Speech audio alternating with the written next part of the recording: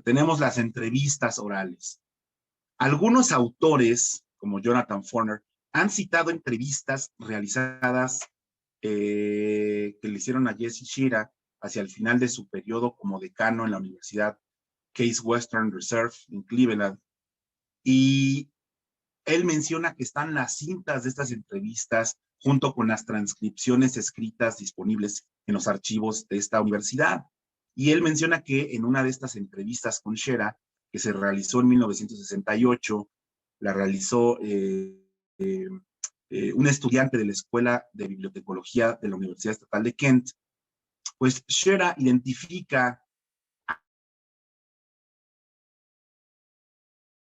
a 3 personas, simplemente las que han hecho más por estimular su pensamiento. Y él menciona a 3.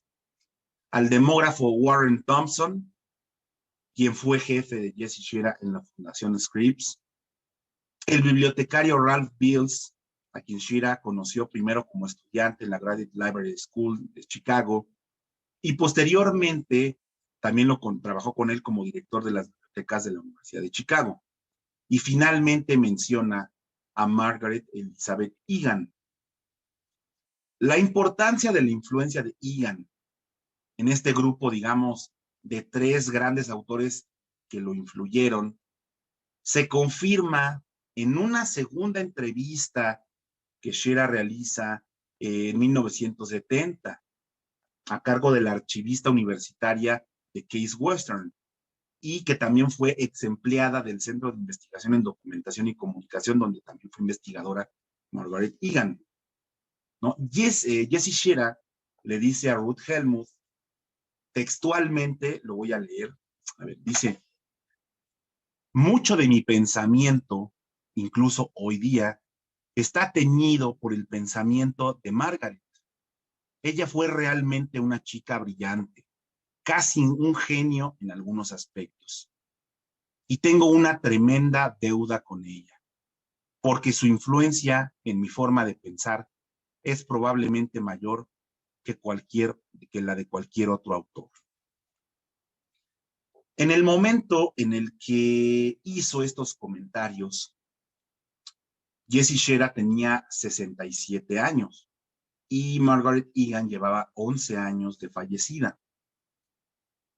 Podemos suponer, creo yo, con cierta facilidad, pues que Jesse Shera conocía personalmente a la mayoría, si no es que a todas, de las mentes más brillantes que habían surgido en la bibliotecología en esa época, o sea, de mediados del siglo XX.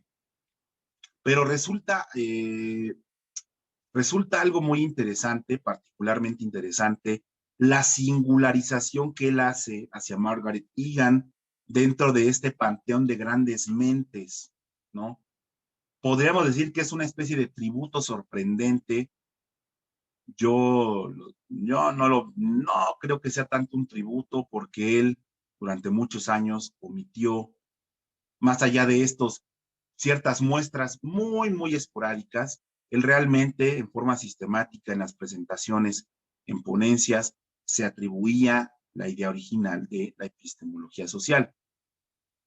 Pero a ver, si volvemos a ese pequeño artículo biográfico que él escribió sobre ella en ese diccionario sobre bibliotecarios estadounidenses, él precisó lo siguiente. A ver, también me voy a permitir leer esto. A ver, él dice, incluso hoy, en esas raras, este diccionario yo mencionaba que era de principios de los 80, es de finales de 1900, de los años 70, fue de 1978 ese diccionario. A ver, él dice, incluso hoy, en esas raras ocasiones de contemplar lo que he publicado, me sorprende encontrar cuánto hay de ella, cuánto es de ella hablado a través de mi propia prosa entrecortada. Es decir, repito, me parece bien interesante esta parte. Incluso hoy, en esas raras ocasiones de contemplar lo que he publicado, me sorprende encontrar cuánto hay de ella. Cuánto es de ella hablado a través de mi propia prosa entrecortada. Yo creo que esto nos lleva a un tema interesante de la investigación contemporánea. A ver, Alexia lo explicó a través del texto de Kant la semana pasada. ¿Qué es un autor? ¿Qué es un libro? ¿Qué es un editor? Yo incluso hice referencia a un texto de Walter Benjamin para aludir a la importancia también de un traductor. ¿Qué es un traductor? Bueno, uno de los textos más conocidos de Michel Foucault se intitula ¿Qué es un autor? Precisamente. Y en él, entre otras cosas, pues habla de la pérdida de la importancia del autor frente al editor, que es una de las características del oficio de escribir en el siglo XX. La importancia que cobra a veces mayor el editor frente a un autor. El editor es el que compila, el que recompone, el que coordina, el que manufactura un producto, porque el libro es un producto. Y al ser el que lo manufactura, el autor intelectual pasa a segundo término. Ahora, un autor tampoco es una fuente de conocimiento tan original. Precisamente en el texto de Foucault, pues se discurre que un autor, pues no siempre saca ideas de la nada, más bien nunca saca ideas de la nada nada, dice un postulado de la metafísica. A ver, las ideas de un autor, pues no son generación espontánea. Un autor escribe de las propias ideas que circundan en su ambiente, es decir, es deudor de las ideas de su época, hasta cierto punto las reproduce. Y por ello en un autor pues subyacen todas sus influencias, a veces manifiestas y otras no. El problema, creo yo, con la declaración de Scherer, estas que acabamos de leer, que acabo de tomarme la libertad de leer, es que él habla de algo más de una simple influencia.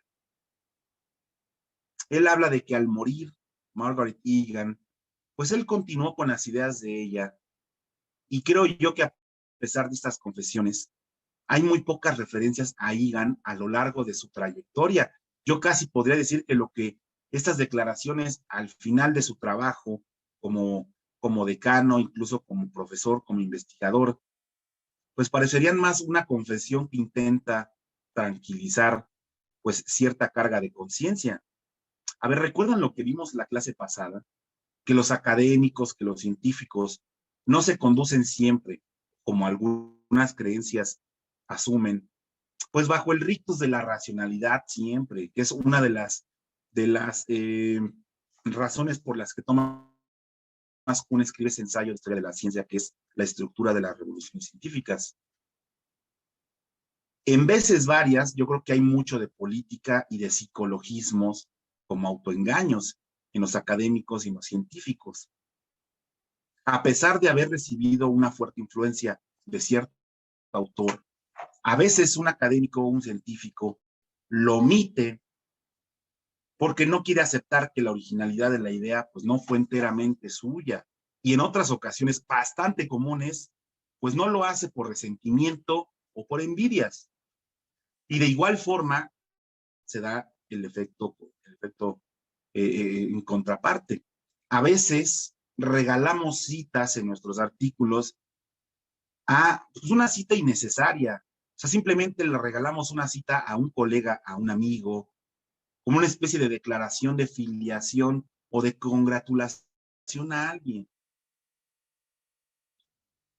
Yo creo que la importancia de Margaret Elizabeth Egan merece un mayor reconocimiento, pero no solamente un reconocimiento a través de menciones como esta, sino retomar su trabajo y sistematizarlo, y esa creo que es una forma de darle justicia a sus propuestas teóricas y de fundamentación.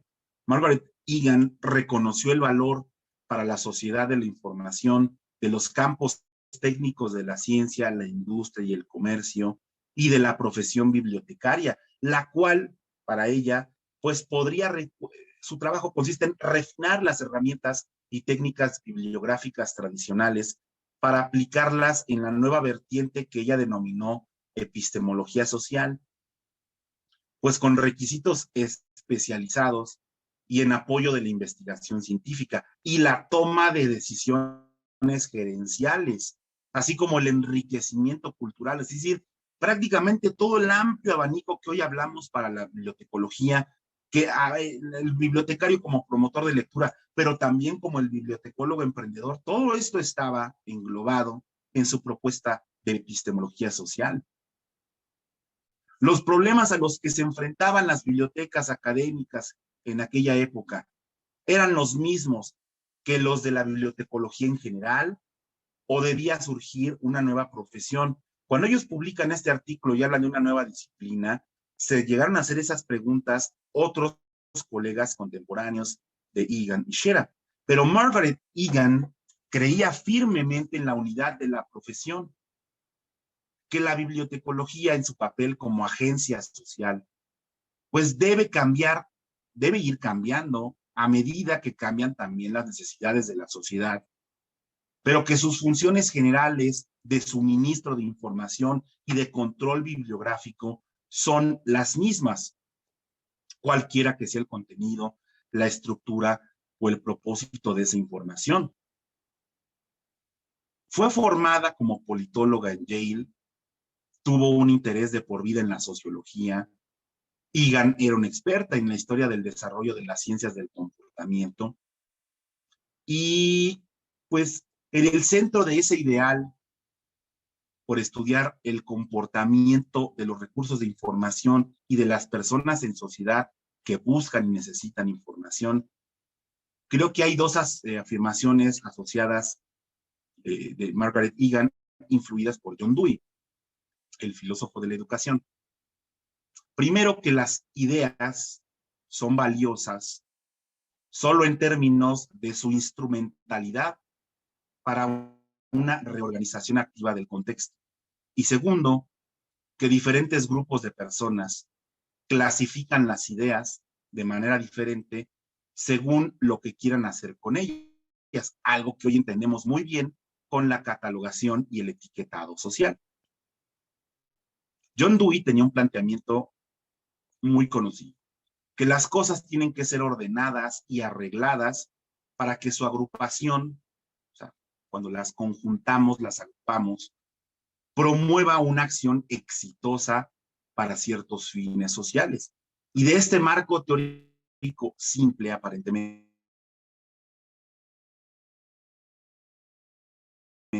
y de su interpretación de filiación francesa, Margaret Egan, ya como una síntesis de su pensamiento, elucubró lo siguiente: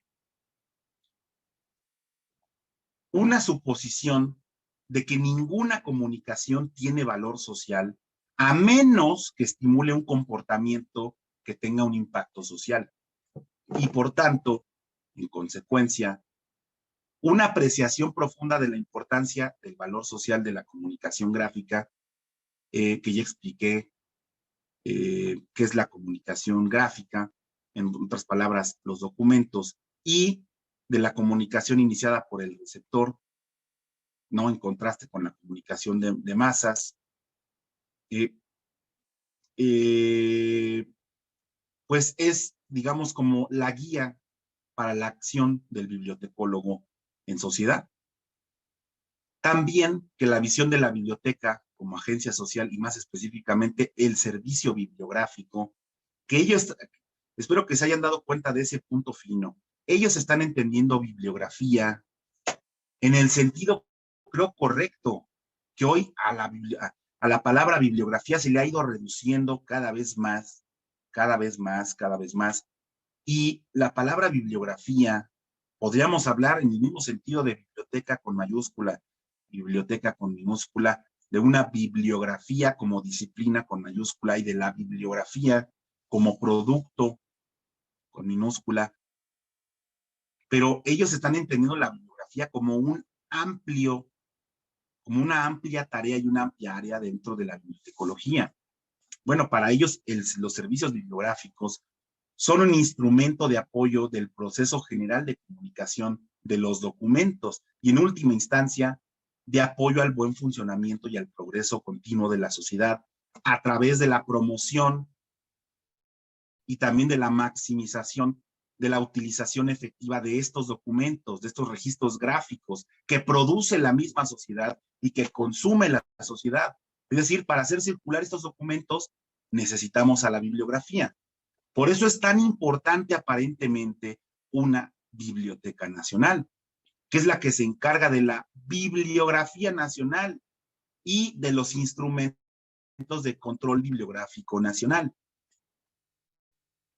Otra de las grandes aportaciones de Margaret, del pensamiento de Margaret Egan, es la comprensión de que los medios por los cuales podemos maximizar la utilización eficaz de los documentos, o sea, de los registros gráficos, es haciéndolos accesibles.